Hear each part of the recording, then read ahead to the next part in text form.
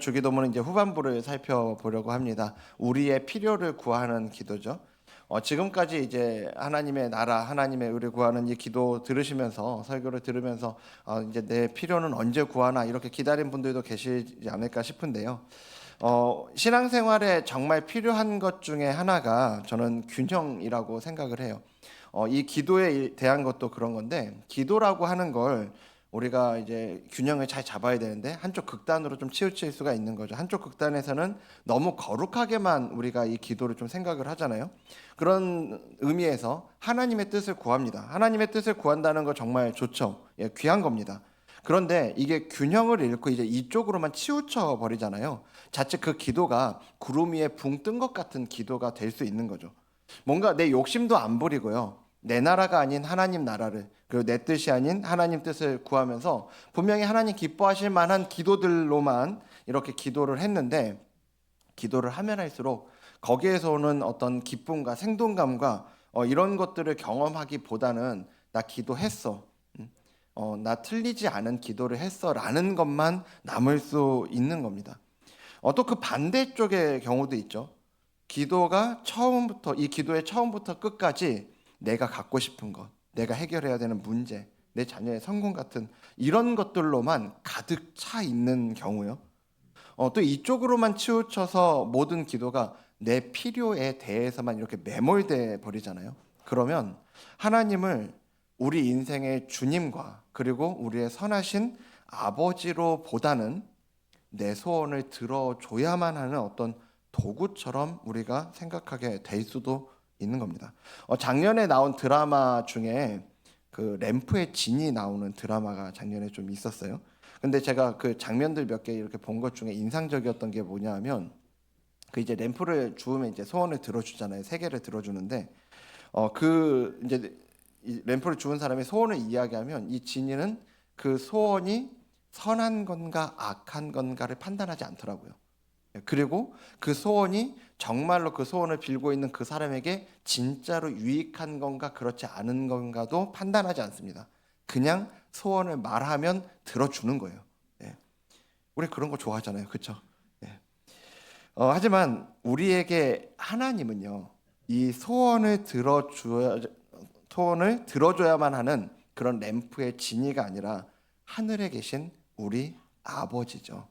아빠는 아이가 아빠를 찾고 의지하는 거 기뻐합니다. 예, 그런데요, 그 소원을 그저 들어주기만 하지 않아요. 들은 다음에 아빠가 그 아이의 소원을 듣고 반응할 때는 반드시 하나의 과정을 거치죠. 이 소원이, 아이가 이야기하는 이 소원이 정말로 이 아이에게 유익한 건가? 정말로 이 아이에게 좋은 건가? 이거를 판단합니다. 그게 뭐 진이와 아빠의 차이일 수 있을 것 같은데, 그리고 우리의 기도를 들으시는 우리 하나님 아버지는요, 누구도 비교할 수 없는 지혜로 우리에게 가장 선한 길을 판단하시는 분, 그리고 그 선한 길을 우리에게 제공하시는 분이라는 걸 믿으시길 바랍니다.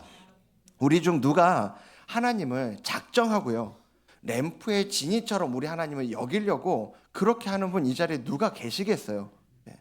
하지만 우리가 작정하고 그렇게 하지 않더라도요, 우리가 지금 드리고 있는 이 기도가 자칫 우리에게 하나님을 그런 분으로 인식하도록 만들어 버릴 수 있다는 거예요. 그래서 우리는 이 기도에 있어서도 균형을 잘 잡는 게 너무나 필요하다는 거죠. 그리고 이 기도의 균형을 잡는 데 있어서 무엇보다 정말 중요한 게, 정말 필요한 게 뭐냐? 바로 순서라고요. 우리가 이 주기도문 시작하면서부터 계속 이야기한 거 아닙니까? 순서를 바꾸면 안 된다. 계속 얘기했어요. 그리고 제가 찾아보니까 신학자 어거스틴이 이 원리에 대해서 정말 기가 막힌 문장으로 이거를 설명을 했는데요. 이런 겁니다. 하나님은 우리의 욕망을 부정하지 않으신다. 다만 뭐라고요?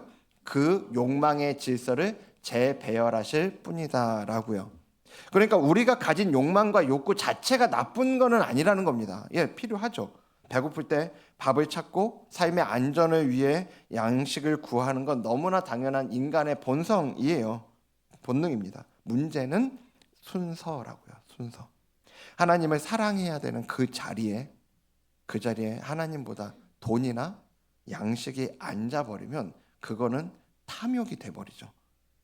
하지만 하나님을 가장 먼저 사랑하고 그분께 내 인생을 맡긴 사람이 구하는 이 양식은요, 탐욕이 아닌 거룩한 의존이라는 겁니다.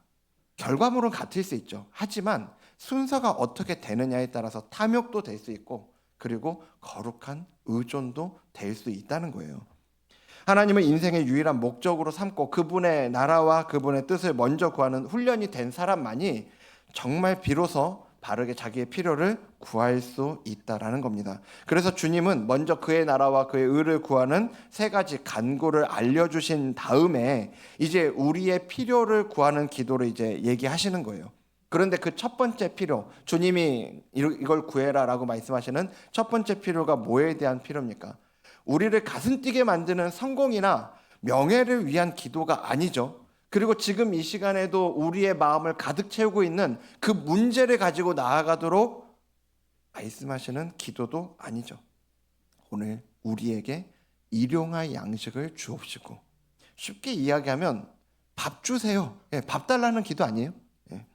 어릴 때 제가 이 주기도문을 외우잖아요. 주기도문 외우면서 이 지점이 나올 때마다 오늘날 우리에게 일용할 양식을 주옵시고, 이걸 기도할 때마다 참 주님 가르쳐 주신 이 기도에 안 어울린다, 좀 시시하다, 이렇게 생각을 했던 기억이 납니다. 앞에 나온 기도들 뭡니까? 이름이 거룩히 여김을 받으시고 하나님의 나라가 임하게 해달라고, 내 뜻이 아니라 하늘의 뜻이 이 땅에 임하게 해달라고, 이루어지게 해달라고. 이거 얼마나 괜찮아요. 얼마나 그럴듯한 기도들입니까? 정말 주님이 가르쳐 주실 만한 기도인 것 같거든요. 근데 그 다음에 나오는 게 오늘 우리에게 일용할 양식을 달라는 이 기도. 시시한 거예요. 제가 그 어린 마음에 볼 때 시시한 거예요. 여러분은 어떠십니까? 제가 근데 그런 생각을 하기는 했어도요, 주님이 정말 그렇게 시시한 기도를 알려주신 겁니까? 아니잖아요. 그런 면에서 우리가 이 기도의 의미를 오늘 좀 우리 잘 살펴보기를 원하는데요. 먼저 주님이 우리에게 구하라고 하시는 이 양식을 구하라고 하셨는데, 이 양식이 뭐냐? 학자들마다 이 양식을 어떤 거로 볼 거냐를 이제 보는 견해가 좀 이렇게 분분합니다. 어떤 학자는 이거는 주님이 이렇게 이 앞에 이렇게 거룩하게 기도를 가르치시고는 이거를 다른 걸 구하라고 하실 이유가 없다. 이건 영적인 거다. 영적인 영역을 이야기하는 거다라고 이야기하는 학자도 있고요. 또 아니야, 주님은 우리의 필요를 아시니까 육적인 거다라고 하는 학자도 있고, 또 어떤 학자는 이건 생명의 양식 되시는 주님 자신을 구하라는 기도다, 이렇게 또 이 양식을 해석하는 경우도 있습니다. 다양한 해석이 있는데요. 근데 우리가 잘 아는 그 종교개혁자 마틴 루터는 이 양식에 대해서 이렇게 이야기를 해요. 이 양식은 단순히 우리 입으로 들어가는 빵 한 조각을 의미하는 게 아니다라고 하면서요, 우리 몸에 필요한 음식뿐 아니라 옷, 신발, 집, 그리고 건강한 몸을 포함해서요, 심지어는 좋은 이웃, 그리고 평화로운 가정까지, 그러니까 우리 삶을 지탱하는 모든 구체적인 필요가 다 이 양식이라고 말씀하신 단어 안에 포함되어 있다라는 거죠. 제가 보니까 가장 균형 잡힌 정리라고 생각이 들더라고요. 정말 그런 거죠. 자, 근데 우리가 이렇게 양식, 우리에게 우리 삶을 살아가는데 지탱하는 데 필요한 모든 것들을 구해야 되는데, 근데 그냥 양식이 아니죠. 어떤 양식을 구해야 돼요? 일용할 양식이죠. 여기 이 일용할이라는 단어가 좀 재미있는 단어인데요. 헬라어로 에피오시오스라는 단어예요. 근데 성경을 통틀어서, 신약 성경이 이제 헬라어로 되어 있으니까요, 이 신약 성경 통틀어서 이 단어가 딱 2번만 나오는 단어입니다. 굉장히 일용할이라는 단어는 일상적인 단어일 것 같은데 정작 성경에는 딱 2번만 나와요. 그것도 지금 여기 마태복음에서 주님이 오늘 우리에게 일용할 양식을 주옵시고, 일용할 양식에서 나오고 다음 한 번이 어디겠습니까? 누가복음에 나오는 주기도문에. 그러니까 결국은 주님 가르쳐 주신 이 기도 말고는 다른 데는 안 나오는 단어라는 거예요. 굉장히 익숙하고 친숙한 단어인 것 같은데 잘 사용되지 않은 단어였다라는 거죠. 그런데 이 일용할이라는 단어 자체는 드문 단어여서 사실은 이걸 가지고도 학자들이 뭐 이렇게 저렇게 연구들을 하는데, 우리는 이제 성경을 가지고 성경을 봐야 되잖아요. 주님이 이렇게 일용할 양식을 주옵시고라고 구하라고 할 때 이게 어떤 의미를 가지고 말씀하신 건가를 우리가 미루어 짐작할 수 있는, 충분히 그렇게 생각할 수 있는 장면이 성경에 나옵니다. 바로 구약에 나오는데 출애굽기 16장에 보면 만나 사건이 나오거든요. 만나 사건이 나오는데 그 만나 사건을 보면요, 이스라엘 백성들이 이제 하나님의 명령에 따라서 이제 애굽에 나와서 광야로 나왔잖아요. 문제는 뭐예요?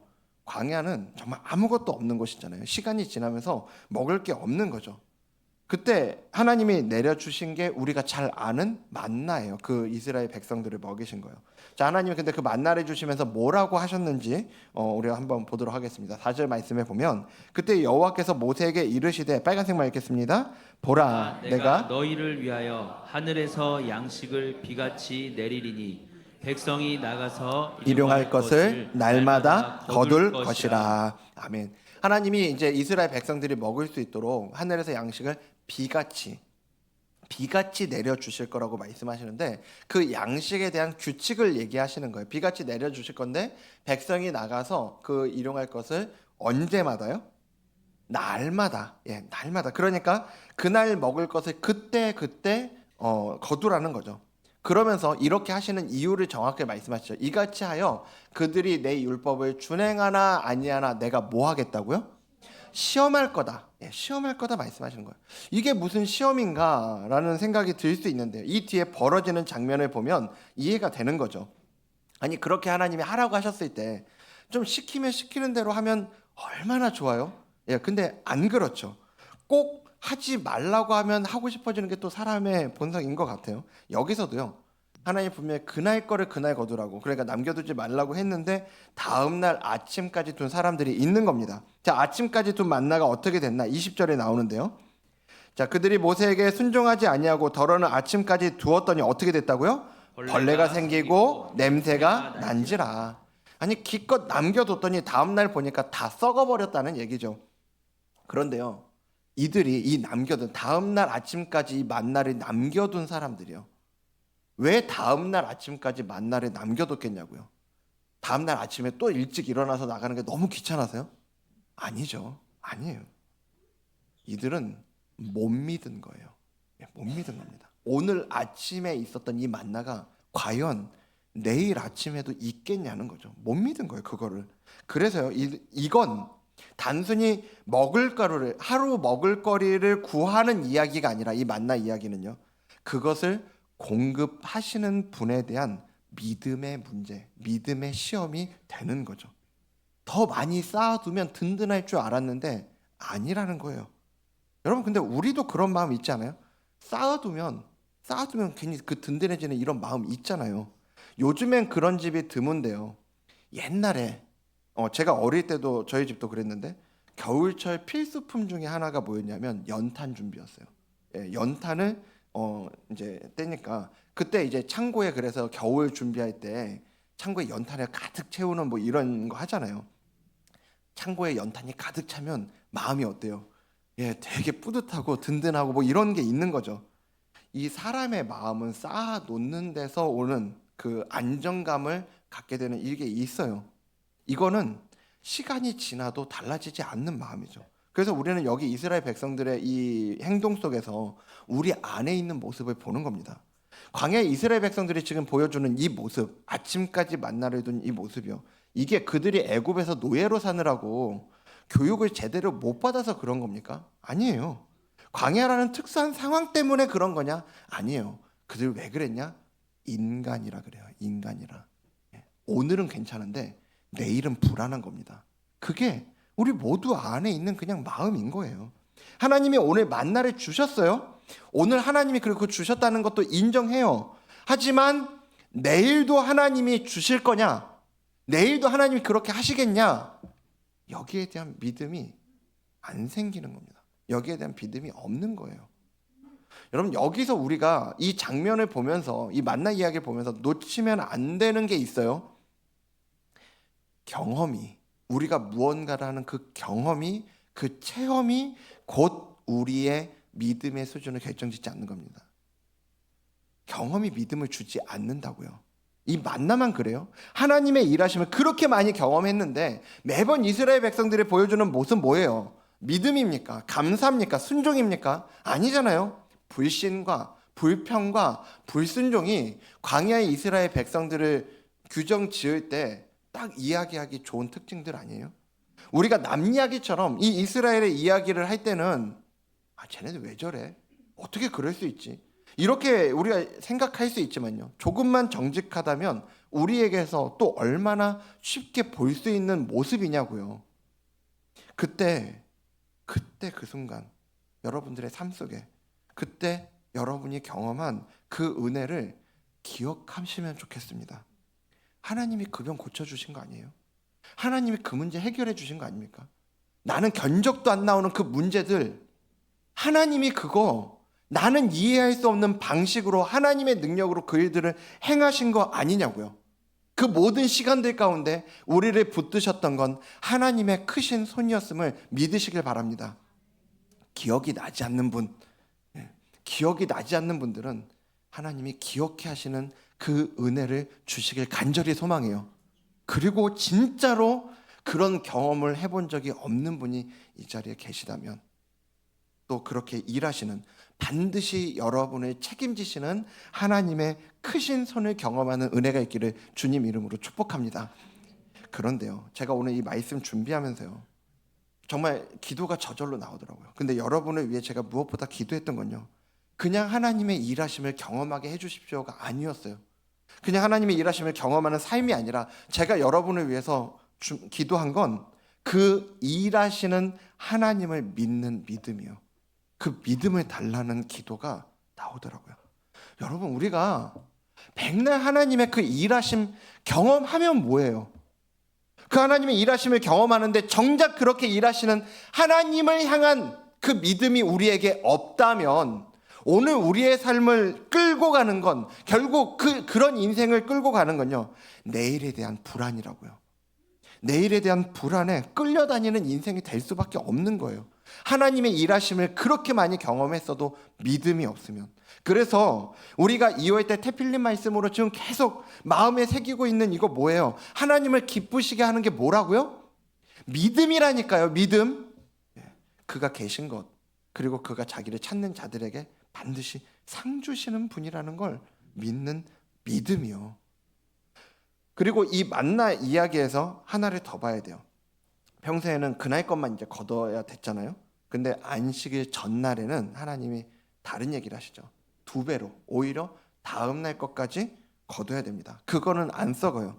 결국 하나님께서 이 만나를 통해서 하나님의 백성들에게 원하시는 건요, 계획을 세워도 안 되고 더 가져도 안 되고 무조건 이런 얘기가 아니에요. 무조건 무소유가 최고다 이런 이야기 아니죠.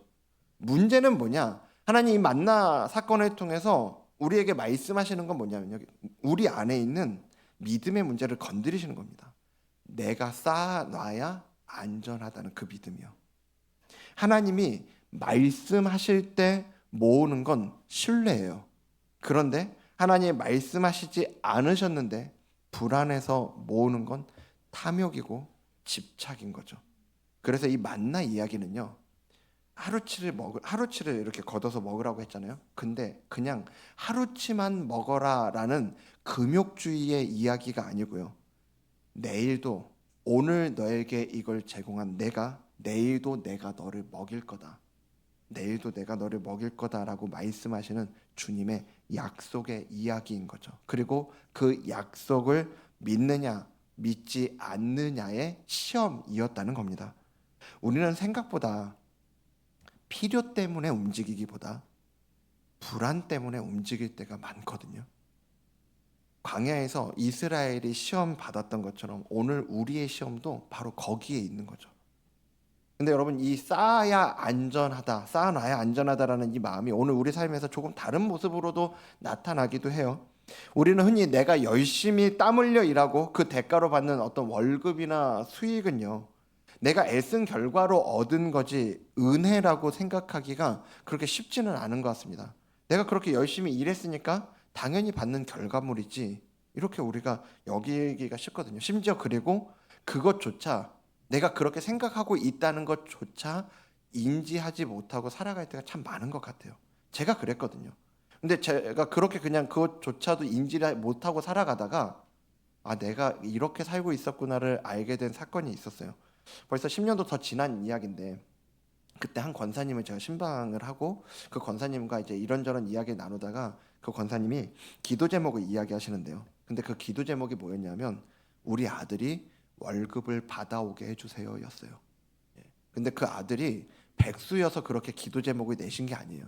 정말 열심히 일하는 분이셨어요. 새벽이면 나가서 한밤중에 들어오시는 분이었는데 근데 회사 사정이 너무 어려워져가지고 그 월급을 못 받아온 지 벌써 수개월이 됐다는 겁니다. 제 지금 좀 오래된 기억이라 정확하게 기억이 안 나는데 아마 그 당시 제 기억으로 1년이 벌써 넘은 이야기였어요. 예, 월급을 못 받아오는 겁니다. 일은 너무 힘들고 월급은 못 받잖아요. 그럼 여러분 이 회사는 다녀야 됩니까 말아야 됩니까? 안 다니는 게 맞죠. 그냥 옆에서 이야기할 때 아니 그 회사 왜 다녀요? 라고 얘기하고 싶지만 안 다닐 수도 없는 거예요. 왜냐하면 이 회사에서 이미 받아야 되는 이 쌓여 있는 이 월급이 너무 많이 있으니까 이걸 받아야 그만두든지 말든지 할 건데 그만두지도 못하는 거예요. 그때 권사님이 이 기도 제목 말씀하시는데요. 너무너무 안타깝더라고요. 그리고 그때 깨달은 겁니다. 아, 내가 일한 만큼 대가를 받는 건 절대로 당연하지 않구나. 예, 그때 제가 느꼈어요. 그래서 여러분 우리가 하나님께 이 일용할 양식을 구하는 건요. 어떤 이스라엘 사람들이 경험한 것처럼 하늘에서 떨어지는 만나 같은 거 구하라는 이런 얘기가 아니고요. 오늘 우리가 그렇게 애를 쓸 수 있는 환경도 그렇게 열심히 힘을 낼 수 있는 환경도 그리고 그렇게 노력한 다음에 그에 따라서 오는 결과물도요. 그 모든 게 다 하나님이 은혜로 주셔야만 가능하다라는 고백인 겁니다. 여러분 그래서 우리는 일해서 사는 존재, 벌어서 사는 존재가 아니고요. 받아야 사는 존재라는 걸 기억하시길 바랍니다.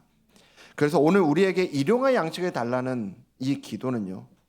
구걸이나 우리의 어떤 채움을 위한 기도가 아니라 그 무엇보다 우리에게 믿음을 원하시는 하나님께 드리는 믿음의 기도인 거죠.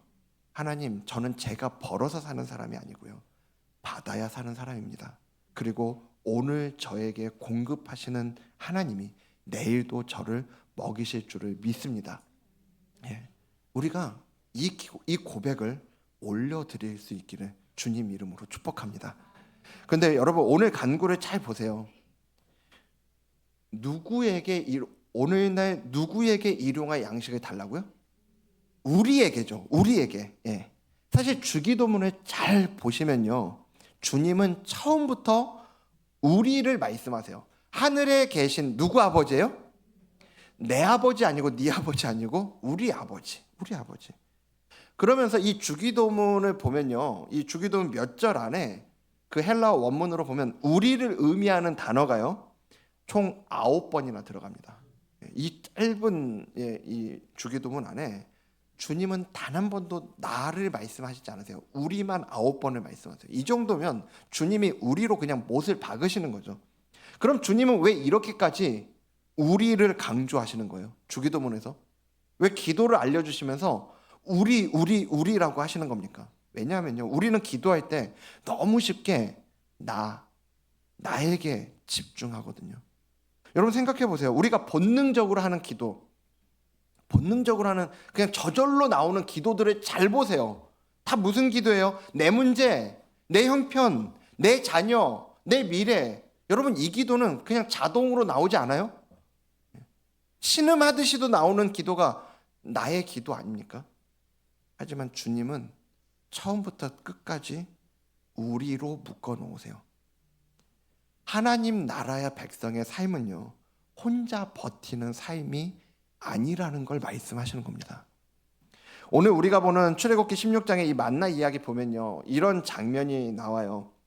자, 16장 18절에 보면 오멜로 되어 본즉, 여기도 빨간색 읽겠습니다. 많이 거둔 자도 남음이 없고 적게 거둔 자도 부족함이 없이. 그러면서 각 사람은 먹을 만큼만 거두었다라고 이야기하는데, 분명히 이 광야에서 이제 이스라엘 백성들이 만나를 이렇게 거두는데 각자가 자기 집안 거 이렇게 거두잖아요. 근데 이 광야 백성들의 상태가 다 똑같지 않은 거죠. 그 중에는 힘이 좋은 사람도 있고 몸이 약한 사람, 그 중에는 좀 몸이 아픈 사람도 있었을 거예요. 그렇게 누군가는 한 보따리 가득 이 만나를 거둔 사람도 있을 거고, 누군가는 조금밖에 못 거둔 사람이 있었다는 거예요. 많이 거둔 자, 적게 거둔 자 있었다는 겁니다. 그런데 중요한 건요, 막상 그거를 재보니까 남는 사람도 부족한 사람도 없었다는 거예요. 이 일이 어떤 식으로 이루어졌을까에 대해서는 학자들마다 의견이 다르지만, 그게 어떤 방식에 의해서 이루어졌든지 간에 뭐 실제로 거기서 나누는 작업이 있었냐, 아니면 그냥 나누다 보니까 이렇게 걷다 보니까 그렇게 됐냐, 어쨌든지 간에 부정할 수 없는 건 뭐냐, 이건 하나님이 직접 공급하시고 하나님이 직접 그 균형을 맞추셨다는 얘기예요. 이 광야 이야기는 우리에게 그걸 보여주는 겁니다. 근데 재미있는 건요, 나중에 바울이, 신약으로 넘어가서 바울이 고린도 교회에 편지를 쓰는데, 그 두 번째 보내는 편지 고린도 후서에 보면 예루살렘 교회 구제 헌금에 대해서 이제 바울이 얘기를 하거든요. 그때 이제 바울이 이 말씀을 인용합니다. 8장 이제 14절부터 보면, 이제 너희의 넉넉한 것으로 그들의 부족한 것을 보충하면 후에 그들의 넉넉한 것으로 너희의 부족한 것을 보충하여 균등하게 하려 함이라 라고 말씀하면서, 그 다음에 15절 보면 기록된 것 같이, 자 빨간색 읽겠습니다. 많이 거둔 자도 남지 아니하였고 적게 거둔 자도 모자라지 아니하였느니라. 아멘. 이거 지금 출애굽기 16장에 나오는 이 말씀이잖아요. 무슨 말입니까? 그때 그 시절 광야 시대에서는요, 하나님이 그 하나님의 손으로 기적적으로 이 균형을 맞추셨다면, 오늘날 우리가 살아가는 이 교회 시대에는 하나님이 우리의 손을 통해 그 균형을 맞추기를 원하신다는 거예요. 그래서 오늘 우리에게 일용할 양식을 주옵시고 라는 이 간구는요, 절대로 나만 배부르게 해달라는 기도일 수가 없는 거죠. 나만 잘 먹고 잘 살면 돼라는 그런 가치가 이 안에 들어갈 수가 없는 얘기라고요. 우리 공동체 안에 그 오늘의 필요가 부족한 사람이 없게 해달라는 기도고요. 동시에 나아가 하나님께서 나에게 조금 더 주신 것들이 있다면, 넉넉하게 하신 것들이 있다면, 그게 내 안전만을 위한 축적이 아니라 누군가의 부족함을 채우기 위한 통로로 쓰임받게 해달라는 그 믿음의 고백이 되는 거죠. 우리는 같은 하늘 아버지를 둔 자녀잖아요. 우리가 함께 하늘에 계신 우리 아버지라고 부르는 순간 우리는 이미 서로 연결된 존재가 되는 겁니다. 오늘 말씀이 이 자리에 있는 우리에게 주시는 메시지는 아주 분명합니다. 광야에서는 만나가 내렸고요, 교회에서는 사랑이 흘러가야 된다는 거예요. 광야에서는 하나님의 손이 그 균형을 맞췄다면, 오늘날 교회에서는 서로를 향한 관심, 연합으로 이 균형을 만들어야 되는 줄 믿습니다. 그래서 오늘 이 기도는 개인의 신뢰가 담겨 있는 고백이면서요, 동시에 우리 이 공동체적인 고백이 되는 거죠. 여러분, 우리는 혼자 먹고 사는 사람이 아니죠. 우리는 함께 먹는 사람들이라는 걸 기억하시기 바랍니다. 같은 아버지의 식탁에 앉은 자녀들이 바로 우리예요. 오늘 저와 여러분이 드리는 이 기도가 나의 불안을 잠재우는 기도에서 멈추지 않고 우리의 연합을 깊게 하는 그런 기도가 되기를 간절히 소망합니다. 그래서 오늘 우리를 먹이시고 오늘 우리를 하나 되게 하시는 그 아버지의 은혜 안에 살아가는 저와 여러분 되기를 주님 이름으로 축복합니다. 말씀 맺으면서요, 최근에 흥행하는 영화가 있더라고요. 그래서 보니까 이제 100만 넘었다고 막 이렇게 기사도 나오고 하던데, 그 신의 악단, 아마 이 자리에도 보신 분들 많이 계실 것 같아요. 저도 교역자들하고 함께 보고 왔습니다. 근데 제가 그 영화를 봐야 되겠다 생각을 한 게, 우연히 그 찬양이 떴어요. 그 신의 악단에 나오는 찬양이 떴는데, 은혜, 그 은혜가 근데 거기 나오는데 우리가 아는 은혜가 아니더라고요. 아주 혁명적으로 부릅니다. 아주 혁명적으로 그걸 보고 거기서 막 박수를 치고 그렇게 하던데, 제가 이제 그래서 교역자들로 가서 이 영화 신의 악단 영화를 보는데 기억에 남는 장면들이 몇 개가 있어요. 거기 보면은 누가 볼까 무서워서 밤에 몰래 촛불 켜고 막 그 악단 사람들이 성경을 보다가요, 나중에 전등을 켜고 마음껏 이 성경 보는데 그게 그렇게 그분들한테 기쁜 거예요. 이게 행복한 거죠.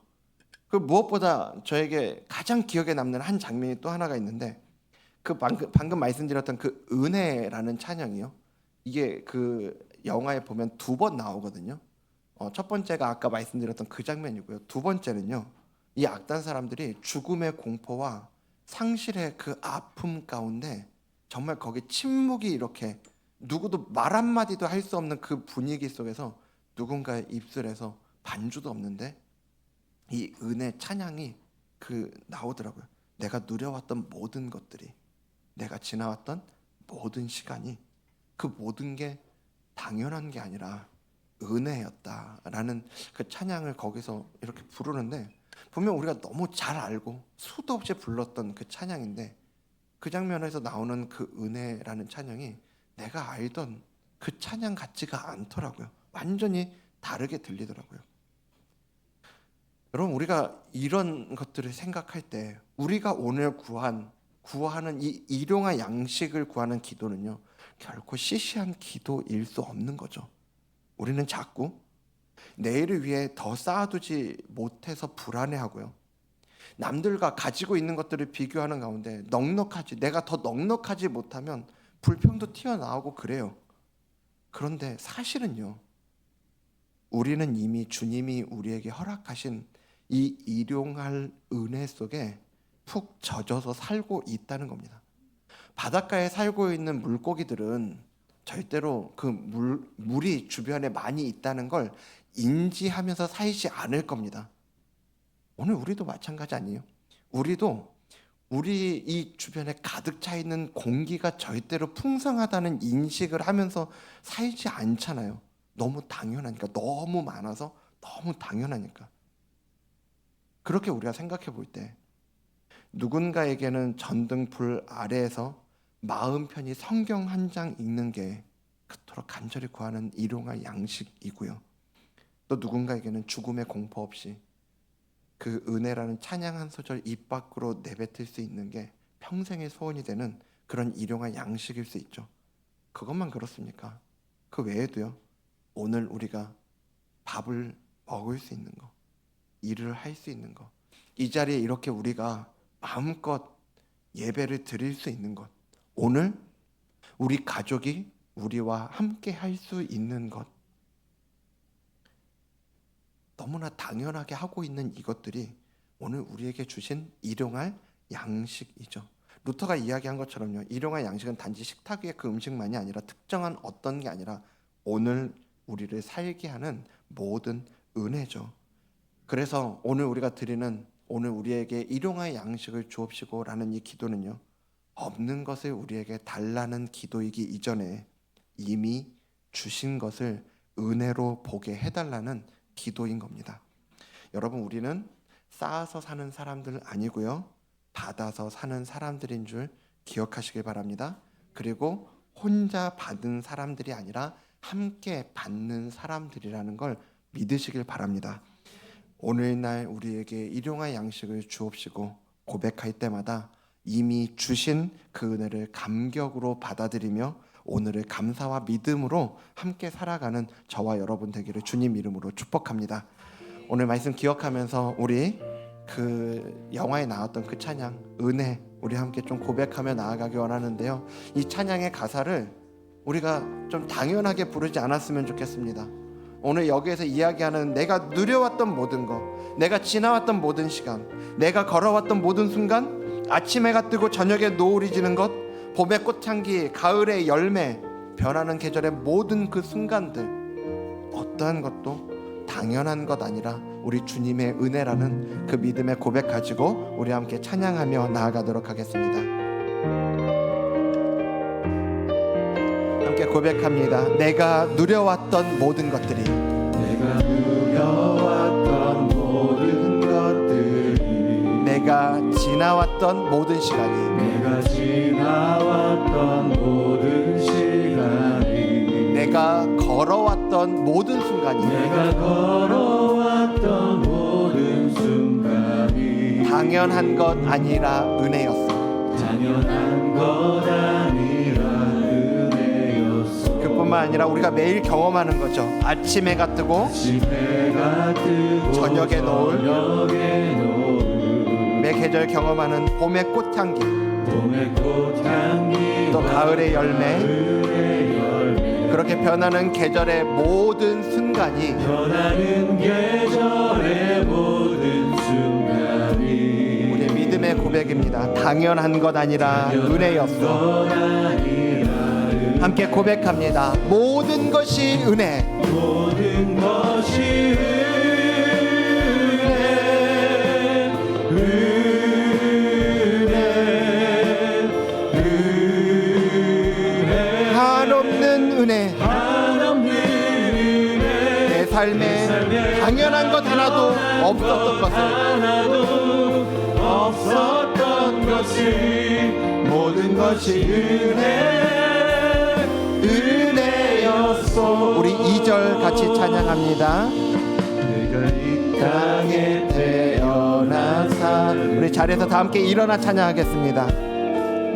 어린아이 시절과 지금까지 숨을 쉬며 살며 꿈을 꾸는 삶, 숨을 쉬며 살며 꿈을 꾸는 삶, 당연한 것 아니라 은혜였어. 당연한 것 아니라 은혜였소. 내가 하나님의 자녀로 살며 내가 하나님의 자녀로 살며 오늘 이렇게 찬양하고 예배하는 삶, 오늘 찬양하고 예배하는 여러분 또 우리가 우리의 입술로 복음을 전할 수 있는 그 축복이 전할 수 있는 축복이 당연한 것 아니라 은혜입니다. 당연한 것 아니라 우리 함께 믿음으로 고백합니다. 모든 것이 은혜, 은혜,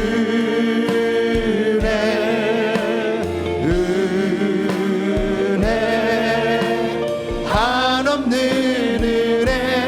내 삶에 당연한 것 하나도 없었던 것을, 모든 것이 은혜, 은혜, 모든 것이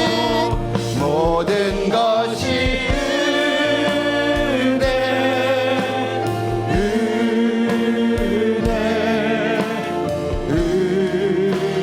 은혜, 한없는 은혜. 내 삶엔 당연한 것 하나도 없었던 것을, 모든 것이 은혜, 은혜였소. 모든 것이 은혜, 은혜, 은혜, 한없는 은혜. 내 삶에 당연한 것 하나도 없었던 것을, 모든 것이 은혜, 은혜였소.